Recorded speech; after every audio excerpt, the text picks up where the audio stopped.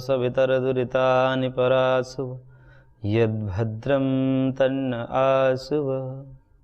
योगेन चित्तस्य पदेन वाचां मलं शरीरस्य च वैद्यकेन योपाकरोतं प्रवरं मुनीनां पतञ्जलिं प्राञ्जलिरानुतोऽस्मि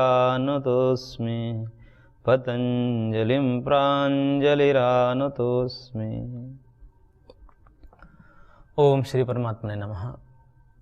योग दर्शन का हम स्वाध्याय कर रहे थे, जिसमें हमने सूत्र संख्या 3 प्रथम पाद तदा दृष्टुः स्वरूपे अवस्थानम, इस पर विचार कर रहे थे, जिसमें महर्षि ने कहा कि जब वृत्ति निरोध की स्थिति आती है, यानी कि हम अपने बहिर्मुखता का परित्याग करके अंतर्मुखता को प्राप्त होते हैं, उस समय स्थिति कैसी होती है, उस स्थिति का निरूपण करते हुए महर्षि ने कहा कि तदा यानी कि तब कब, जब वृत्ति का निरोध हो जाता है। क्योंकि पूर्व में योगश्चित्त वृत्ति निरोध की बात आई थी, चित्त वृत्ति निरोध की बात कही गई थी। तो जब चित्त वृत्ति का निरोध हो जाता है, यानी कि वृत्तियां रुक जाती हैं सारे प्रकार की, तो वृत्तियों को रुकना का मतलब बहिर्मुखता समाप्त हो गया। वृत्तियां कब रुकेगी? जब हम वृत्ति रुकने का ही तात्पर्य है कि बहिर्मुखता समाप्त हो गई। वृत्ति बनती ही इसलिए कि जब व्यक्ति इंद्रियात सन्निकर्ष के माध्यम से जगत से जुड़ता है, संसार से जुड़ता है, तो बहिर्मुखता होती है और चित्त प्रभावित होता है, उनमें हलचल होता है, और उस हलचल को ही वृत्ति शब्द से कहा जाता है। अब वृत्ति नहीं है, इसका मतलब कि इंद्रियात सन्निकर्ष नहीं हो रहा है, और इंद्रियात सन्निकर्ष न होने के कारण, इंद्रियात सन्निकर्ष रूपी घर्षण के न होने के कारण चित्त शांत हो गया, और चित्त की प्रशांत अवस्था को ही चित्त वृत्ति निरोध की अवस्था कही गई। और उस स्थिति में, उस काल में दृष्टा अपने स्वरूप में अवस्थित हो जाता है। वो दृष्टा का जो नित्य शुद्ध बुद्ध स्वरूप है, सुख दुख से राहित्य की जो अवस्था है, उस अवस्था को वह प्राप्त हो जाता है। उसी को योगस्थ, समाधिस्थ, ब्रह्मस्थ इत्यादि शब्दों से कहा जाता है कि वह योगस्थ हो गया, योग में स्थित हो गया, स्वरूपस्थ हो गया, स्वरूप में स्थित हो गया, ब्रह्मस्थ हो गया, ब्रह्म में अवस्थित हो गया, आत्मस्थ हो गया, वह आत्मा में अवस्थित हो गया। तो इस प्रकार से उस स्थिति को वर्णन करने के लिए शब्द प्रयोग किए जाते हैं। तो इस स्थिति में कैसी स्थिति होगी? एक विलक्षण स्थिति है। उसके लिए तो महर्षि ने कहा, वेदव्यास जी ने, कि स्वरूप प्रतिष्ठा तदानीम चिति शक्ति यथा कैवल्य।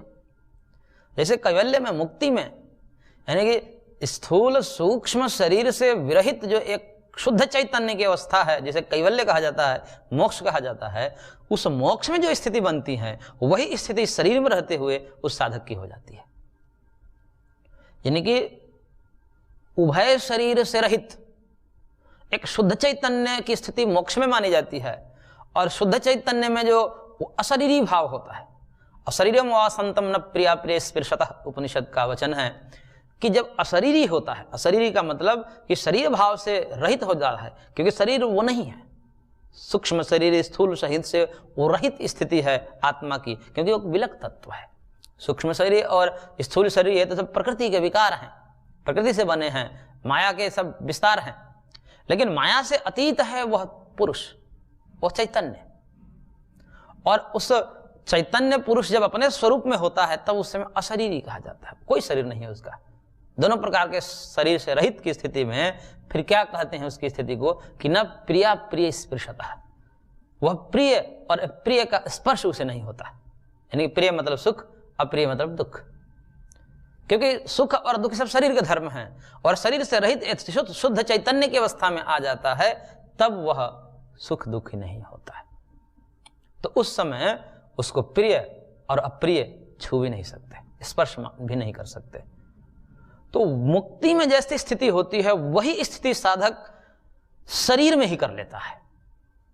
इसी शरीर में रहते हुए योग बल से और साधना के बल से उस स्थिति को, जिसे त्रिगुणातीत समाधिस्थ योगस्थ, उस स्थिति को प्राप्त कर लेता है। तो वही सुख का अनुभव करता है, वही शांति का अनुभव करता है, जो अनुभव कैवल्य में होता है, मोक्ष में होता है, वही इस शरीर में भी अनुभव कर लेता है। और वो अनुभव कैसा है, इसका व्याख्यान करना बहुत ही असंभव जैसा है, उसको करना एक बहुत कठिन कार्य हो जाता है महर्षियों के लिए भी, लेकिन फिर भी महर्षि करुणावशात करते हैं, क्योंकि समझाना पड़ता है, बिना समझाए तो कोई प्रवृत्ति ही नहीं हो सकता इस मार्ग में। इसलिए कहते हैं, जैसा कि सांख्यकार ने, महर्षि कपिल ने कहा, समाधि सुषुप्ति मोक्षेषु ब्रह्मरूपता, कि ब्रह्मरूपता यानी कि कैवल्य की स्थिति, वह स्थिति तीनों में एक जैसी होती है। ब्रह्मरूपता की स्थिति जो है तीनों में समान होती है, मोक्ष में भी, समाधि में भी और सुसुप्ति में भी। यहां पर तो कहा कि यथा कैवल्य, जैसे कैवल्य में होता है पुरुष का स्वरूप, पुरुष की स्थिति, वैसे ही योग में यानी कि समाधि में हो जाता है। अब कोई कैवल्य को न जाने, क्योंकि कैवल्य हुआ ही नहीं, वो स्थिति आई ही नहीं, तो समझ से बाहर है। तब उसके लिए महर्षि ने कहा कि समाधि सुषुप्ति मोक्षेषु ब्रह्मरूपता, ये तीनों में एक समानता है, ब्रह्मरूपता है। यदि आपको मोक्ष की स्थिति नहीं समझ में आ रही है तो समाधि समझ लीजिए, यदि समाधि में नहीं समझ में आ रही है तो सुषुप्ति समझ लीजिए।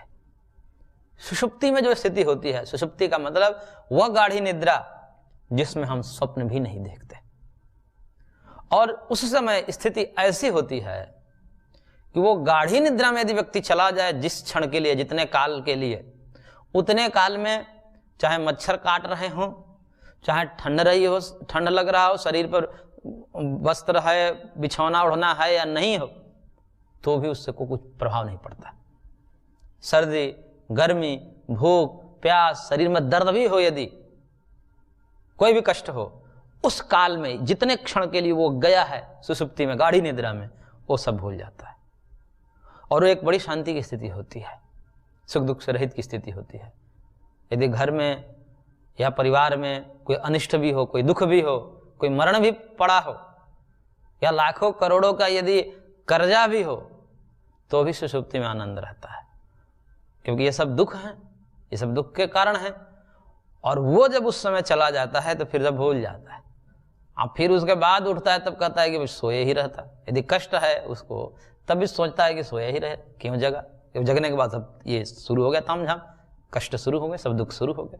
इसलिए वो उस स्थिति को जाना चाहता है। इसलिए तो सब व्यक्ति प्रमादी होते हैं, क्यों? क्योंकि सुख मिलता है उसमें, सोने में सुख मिलता है, लेकिन उनको पता नहीं है कि ये सोना वो सोना नहीं है।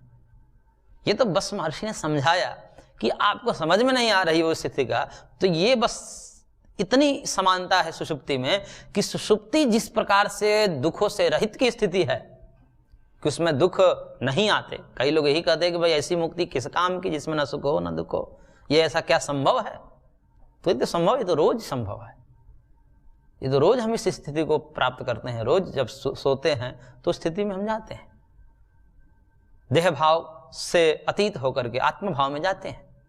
लेकिन वो आत्म भाव में जाते हुए भी तमस छाया रहता है, इसलिए तमस के कारण, अज्ञान के कारण उस स्वरूपावस्थिति का जो आनंद है, जो योगी लोग भोगते हैं, जो योगी उस स्वरूप का, उस सुख का अनुभव करते हैं, वो अनुभव हम नहीं कर पाते। क्योंकि यह तो एक परमात्मा की व्यवस्था के कारण हुआ था कि परमात्मा ने तमस को ऊपर कर दिया, तमस के आने से निद्रा आ गई, आलस्य आ गया, ज्ञान और क्रिया दोनों शिथिल हो गई। ज्ञान अनुभव करना हम बंद कर दिए, क्रिया हमारा व्यापार ठप पड़ गया, शरीर मन वाणी की। ये तो परमात्मा की व्यवस्था के कारण, इसमें हमारा कोई प्रयत्न नहीं है। परिश्रम के कारण या परमात्मा की व्यवस्था के कारण एक अवस्था आ जाती है, तो परमात्मा से प्रदत्त है, इसमें हमारा कोई पुरुषार्थ नहीं है। इसी कारण से हम स्वरूपावस्थिति में होते हुए भी जो अनुभव स्वरूपावस्थिति में महर्षि करते हैं समाधि में, वह अनुभव हम नहीं कर पाते, क्योंकि वो जो करते हैं वो जागृत में ही सुषुप्ति कर लेते हैं। वो एक प्रकार से जागृत में ही सुषुप्ति का अनुभव, लेकिन जगे हुए हैं, सोए नहीं हैं। तमस को काट करके, तमस और रजस को दबा करके और सत्व में स्थित होते हैं, और फिर सत्व को भी दबा करके त्रिगुणातीत में चले जाते हैं, तब जाकर के ये विलक्षण स्थिति को प्राप्त करते हैं, इस स्वरूपावस्थिति को प्राप्त करते हैं। तब कहते हैं कि तदा द्रष्टुः स्वरूपावस्थानम्, यही दृष्टा की स्वरूपावस्थिति है, और सब यही चाहते हैं। इसलिए ये जितने कष्ट को अनुभव करने वाले लोग होते हैं कि भाई जगत में कष्ट तो है, वो तो आएंगे, क्योंकि जगत का धर्म ही है सुख दुख, ये तो होगा ही। जिस दिन जन्म लिया तभी से जो है सुख दुख शुरू हो गए। तो सुख दुख से जब तक जगत में है, शरीर में है, संसार में है, तब तक तो इससे रहित हो ही नहीं सकते, क्योंकि बड़े बड़े महापुरुष नहीं हो पाए तो हम किस खेत की मूली है। क्योंकि जगत का स्वभाव है, इसको कोई हटा ही नहीं सकता। जैसे अग्नि को शीतल नहीं किया जा सकता, सूर्य को ठंडा नहीं किया जा सकता, वो है, स्वभाव है उसका। इसी प्रकार जगत का स्वभाव है कि जगत में है तो सुख दुख होगा। अब इस चीज को जिसने अनुभव कर लिया, जान गया कि जगत का भाई स्वभाव ही है, तब दुख से विचलित नहीं होगा। चाहे कितना भी दुख है कि भैया ये तो स्वभाव, यही से हम कहां पार पाएंगे। लेकिन फिर भी जो व्यक्ति इसको अनुभव नहीं करता, इस रहस्य को नहीं जानता कि भाई सुख को जिस प्रकार से झेल लेते हैं उसी प्रकार दुख को भी झेल लेना चाहिए, क्योंकि ये दोनों जगत के धर्म है, शरीर का धर्म है। लेकिन जो ये चाहते हैं कि शरीर में रहते हुए हम हमेशा सुखी रहें, तो वो जो है दुख को अनुभव करते हैं और दुख से अतीत जाना चाहते हैं, लेकिन कोई उनको सूझता नहीं, तो फिर वो नशा करते हैं। नशा में फिर क्या होता है, वो गहरी निद्रा में चले जाते हैं, गाढ़ी निद्रा में चले जाते हैं। जब तक गाढ़ी निद्रा में चले जाते हैं तब जो है वो सब भूल भाल जाते हैं, सारे दुख दर्द गायब हो जाता है। लेकिन उसके बाद कब तक फिर आते हैं, फिर वहीं शुरू हो जाता है, एक लत लग जाती है, एक अभ्यास गलत हो जाता है, उससे शरीर भी जर्जर हो जाता है, मन भी अशुद्ध हो जाता है। इस प्रकार से ये ऐसी ही स्थिति हो जाती है, जैसे महर्षि ने आगे कहेंगे कि ये स्थिति ऐसी है कि जैसे त्याग में तो आपको दुख दिखा और उधर भोग में सुख दिखा, तो बिच्छू के डंक के भय से कोई सांप को कटवा बैठे, ऐसी स्थिति हो जाती है कि जो अभ्यास और वैराग्य के द्वारा, जो साधना के द्वारा एक स्थिति को प्राप्त करना, जो स्वरूपावस्थिति है, उसको प्राप्त करने में कष्ट अनुभव होते हैं लोग को, इसलिए शॉर्टकट मार्ग अपनाते हैं। कोई कहे कि भाई गंजा पी लो या भांग खा लो, वो स्थिति मस्ती में आ जाएगी वो स्थिति। अरे भैया स्थिति कब तक रहेगी, वो तमस बढ़ जाता है, तमस के बढ़ जाने से वो स्थिति निद्रा में आ जाती है, तो निद्रा में आने से सब मुक्त हो गए। ये तो तमस बढ़ गया, वो औषधि या जो भी मादक द्रव्य हैं वो तमस को बढ़ा देते हैं, और तमस को बढ़ा देने से वो तमस में भी सुख है, क्योंकि महर्षि कह ही रहे हैं कि जो समाधि है वो चित्त की 5 अवस्थाओं में होती है, लेकिन उन अवस्थाओं को योग नहीं कहा जा सकता। लेकिन योग नहीं है, केवल आप इस स्थिति को देख कर कहो भाई उस स्थिति में भी तो हमें सब भूल जाते हैं कि बड़ा सुख मिलता है। सुख काहे को मिलता है, वो एक भ्रम है, सुख नहीं है। क्योंकि सुख में तो एक अलग स्थिति होती है, यह तो दुख का मात्र अभाव है। दुख के अभाव मात्र को सुख नहीं कहा जाता है। यदि दुख थोड़े देर के लिए ना हो तो आप कहोगे मैं सुखी हूं, यह सुख की परिभाषा नहीं है। दुख के अभाव मात्र सुख नहीं है। यदि दुख का अभाव मात्र सुख होता तो प्रत्येक व्यक्ति को सुख करने के लिए पहले दुख दीजिए और फिर उसको निकालिए। पहले कांटा धसाइए तो कहेंगे देखो दुख हो गया, अब मैं निकालता हूं, तो तुम्हें सुख हुआ कि नहीं हुआ? यह सुख है, यह सुख का स्वरूप नहीं है। यदि ऐसा ही कोई सुख का स्वरूप मान ले कि दुख का अभाव ही सुख है, तो पहले सुखी करने के लिए पहले दुख देना पड़ेगा और फिर उसको हटाना पड़ेगा, यही सुख की प्रक्रिया हो जाएगी। परंतु ऐसा तो नहीं है। दुख से रहित सुख की स्थिति है, दुख से विलक्षण है। तो इस प्रकार से वह व्यक्ति उस स्थिति में जाने का प्रयत्न करते हैं, और सुख का थोड़ी क्षणिक सुख भले ही वो भ्रमात्मक है, वो स्थिति नहीं आती, लेकिन फिर भी प्रयत्न तो करते हैं। लेकिन उसका दुष्परिणाम होता है, बात वही आ जाती है, बिच्छू के डर से सांप से कटवा बैठते हैं। त्याग पूर्वक जो करना था, जो एक शास्त्रीय विधि से, महर्षियों के अनुभव के माध्यम से जो महर्षियों ने उपदेश किया, जो शास्त्रों ने विधान किया, उस विधान के अनुरूप यदि स्वरूपावस्थिति को प्राप्त होते तो वो तो जन्म जन्मांतर के दुख को हटा देते। यह क्षणिक दुख क्या चीज है? इससे जो है क्षणिक दुखों की निवृत्ति होती है, वो भी थोड़े काल के लिए, फिर अनंत दुख। जैसे मादक द्रव्यों का सेवन से कहा क्षणिक सुख, अनंत दुख, इसी जन्म में अनंत दुख। तो ऐसे श्रेष्ठ साधन का अनुष्ठान करें जिससे इहलोक और परलोक वह दुख सदा सर्वदा के लिए निवृत्त हो जाए, फिर कभी ना आवे, कभी ना आवे। ऐसे श्रेष्ठ साधन का अनुष्ठान तो महर्षियों के द्वारा जो उपदिष्ट योग मार्ग है, योग साधना है, वही है। इसके इतर दुख ही दुख है। तो ये स्वरूप की स्थिति को प्राप्त करना, पुरुष अपने स्वरूप में, दृष्टा अपने स्वरूप में अवस्थित हो जाता है, यही जो है अंतिम सुख है। उसके इतर दृष्टा अपने स्वरूप में न रहने से क्या होता है, तो उसका भी व्याख्यान कर रहे हैं महर्षि कि जब ऐसी स्थिति नहीं आई, मान लीजिए चित्तवृत्ति निरोध नहीं हो पाया, तो चित्त वृत्ति जब निरोध नहीं हो पाए तब क्या होगा? ये तो चित्त निरोध होने के बाद की स्थिति आपने बताई। मान लिया नहीं हुआ, जिसका चित्त वृत्ति नहीं हो, वो योगस्थ नहीं हो पाया, वो समाधिस्थ नहीं हो पाया, तब उसकी स्थिति क्या होगी? तब महर्षि कह रहे हैं सूत्र संख्या 4 में, वृत्ति सारूप्यम इतरत्र। वह वृत्ति के साथ तादात्म्य होकर के, सारूप्य होकर के, वृत्तियों के साथ एकात्म होकर के, इतरत्र, इधर उधर जहां तहां जैसी वृत्ति है वैसे ही बहता चला जाएगा। यानी कि आत्मा वृत्ति के अनुरूप अपने आप को मानता जाएगा।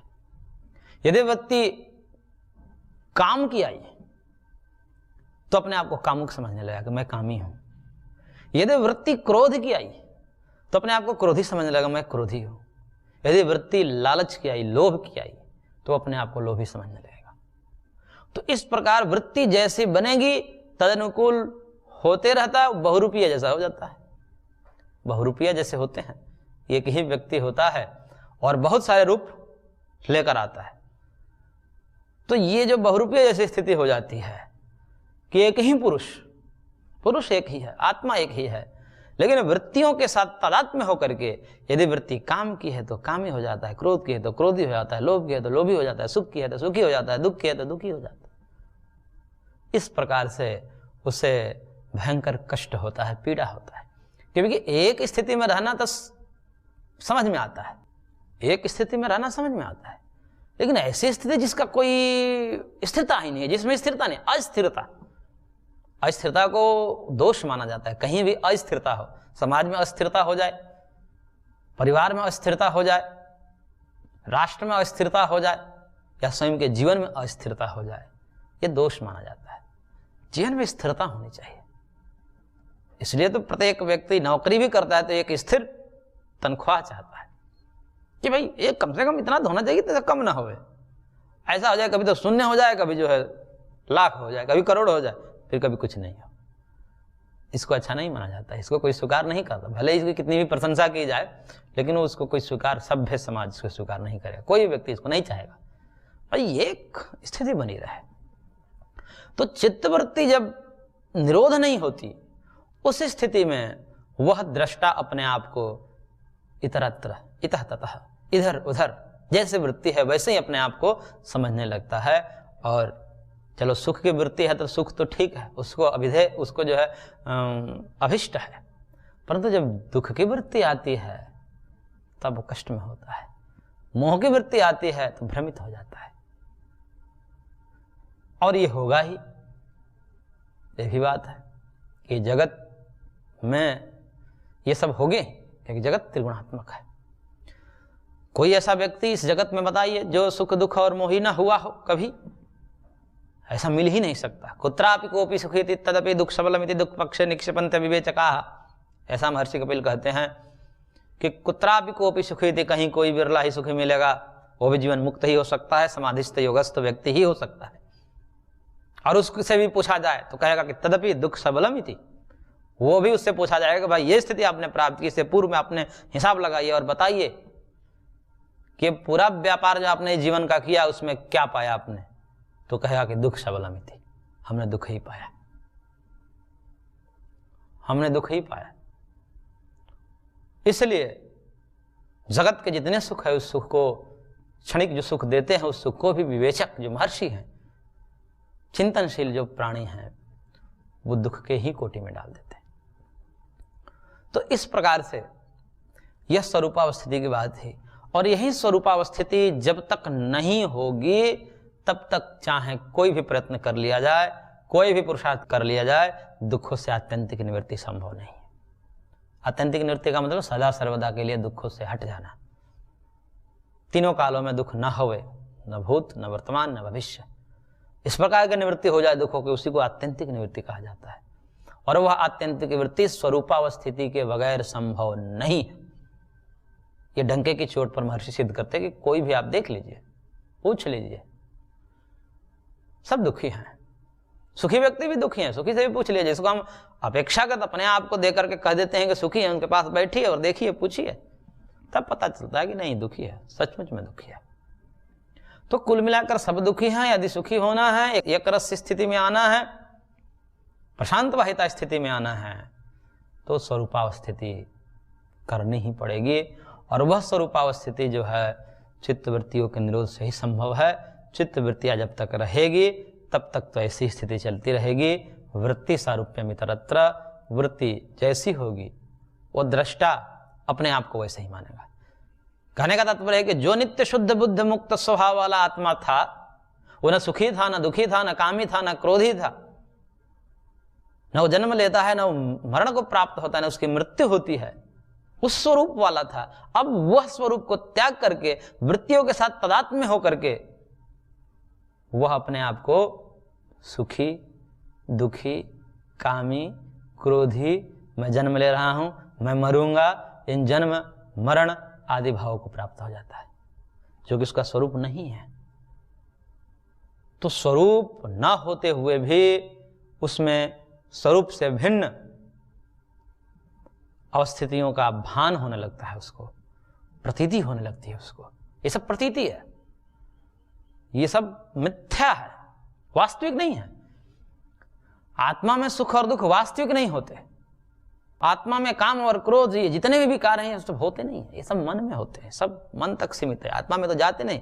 लेकिन आत्मा का एक स्वभाव है कि वो शुद्ध स्वभाव वाला है, वो एकदम ऐसा स्वच्छ स्वभाव वाला है। क्योंकि ये वर्णन हमने कारिका में पढ़ा था, स्वच्छ करके संबोधित किया था कारिकाकार ने कि आत्मा स्वच्छ स्वभाव वाला है, और स्वच्छ स्वभाव के कारण उसमें ये दोष हो जाते हैं कि वो ऐसा न होते हुए भी अपने आप को अनुभव करने लगता है। जैसे दर्पण होता है या जल होता है, स्वच्छ जल होता है, स्वच्छ जल क्या होता है? रंग रहित होता है, कोई रंग नहीं होता उसमें, कोई आकार नहीं होता उसमें। लेकिन जब वही पात्र में रख दिया जाता है तो पात्र क्या आकार का आकारित होने लगता है, और वही स्वच्छ होते हुए भी, कोई रूप रहित होते हुए भी कोई रूप नहीं है उसमें, लेकिन फिर भी जब उसमें देखते हैं तो चित्र दिखाई देता है, प्रतिबिंब बनता है व्यक्ति का, वस्तु का। तो स्वच्छ स्वभाव होने के कारण अपने स्वरूप को त्याग करके सामने जैसा वस्तु रखा हुआ है उस वस्तु के अनुरूप उसमें प्रतिबिंब बनने लगता है। या इसको ऐसे समझिए कि जैसा दर्पण है, दर्पण स्वच्छ है, उसमें कोई रूप नहीं है, कोई रंग नहीं है, लेकिन जब सामने जैसी वस्तु आती है, यदि लाल वस्तु है तो वो अपने आप को लाल अनुभव करने लगता है, उसमें लाल रंग से उपरंजित हो जाता है, तब लगता है कि दर्पण लाल है। सामने पीला वस्त्र रख दिया जाए तो दर्पण में जब देखा जाए तो दर्पण पीला पड़ गया। तो ये दर्पण का लाल होना, पीला होना, ये सब भ्रम है, वास्तविक नहीं है, अवास्तविक है, यथार्थ है। लेकिन फिर क्यों होता है? ये उसके स्वच्छ स्वभाव के कारण होता है। स्वच्छ स्वभाव जो है उसका, स्वच्छ में ये सब संभावना हो जाए, ये दोष की जो है प्रतीति उसका स्वच्छ स्वभाव ही है। तो उस स्वभाव को बरकरार रखना है तो क्या करना पड़ेगा कि जो सामने चीजें आ रही हैं उसको हटाना पड़ेगा, और सामने चीजों को हटा देने से दृष्टा अपने स्वरूप में अवस्थित हो जाएगा। यही तो सांख्य की हमने प्रक्रिया बताई थी, कारिका में हमने यही पढ़ा था। नेति नेति का जो साधना है, और नेति नेति की साधना में ही होता है, मैं मन नहीं हूं, मैं शरीर नहीं हूं, मैं इंद्रियां नहीं हूं, मैं बुद्धि नहीं हूं, मैं नहीं हूं, हम भी मैं नहीं हूं। इस प्रकार से सबको हटाते जाए अभ्यास करते करते, और जो शेष बचता है वही स्वरूपावस्थिति है। यानी कि स्वरूपावस्थिति को प्राप्त किया नहीं जाता है, वो तो प्राप्त है, बस जो हमारा स्वरूप नहीं है उसको हटाया जाता है। मैं कामी नहीं हूं, काम वासना से दूर हुई है। मैं क्रोधी नहीं, क्रोध की वासना से दूर हुई है। मैं लोभी नहीं हूं, लोभ की वासना से दूर हुई है। ऐसे होते होते समस्त प्रकार के जब दोषों से निर्मुक्त हो जाते हैं तो जो शेष बचता है वही हमारा रूप है। तो वह जो समाधि की स्थिति है, वह कैवल्य की स्थिति है, वो परमात्मा की जो स्थिति है उस स्थिति को प्राप्त नहीं किया जाता, अभी तो वो प्राप्त है। क्योंकि परमात्मा तो सब जगह व्यापक है, उनको कहाँ प्राप्त करना है? कोई सीमित वस्तु थोड़ी है कि भाई उसको यहाँ से उठ करके वहाँ जाना पड़ेगा, क्योंकि वो वस्तु सीमित है, परिच्छिन्न है, एक देशी है। एक देशी वस्तुओं में ऐसा संभव होता है। जो सर्वदेशी है, सर्वगत है, विभु है, व्यापक है, उसमें प्राप्त करने की तो संभावना ही नहीं है, गुंजाइश ही नहीं, वो तो प्राप्त ही है। इसलिए मुक्ति को कहा जाता है प्राप्त से प्राप्ति। अप्राप्त से प्राप्ति नहीं कहा जाता, प्राप्त है पहले से। बस कुछ आवरण आ गए हैं हमारे ऊपर अज्ञान के, वासनाओं के, दोषों के, वो आवरण हट जाते हैं तो शेष तो हम अपने स्वरूप में स्थित ही हैं। तो इस प्रकार से स्वरूपावस्थिति और तद्भिन्न वृत्ति सारूप्य की स्थिति का वर्णन महर्षि ने किया। आज की कक्षा को हम यहीं पर विराम देते हैं, शेष अगले अंक में। ओम शांति शांति शांति।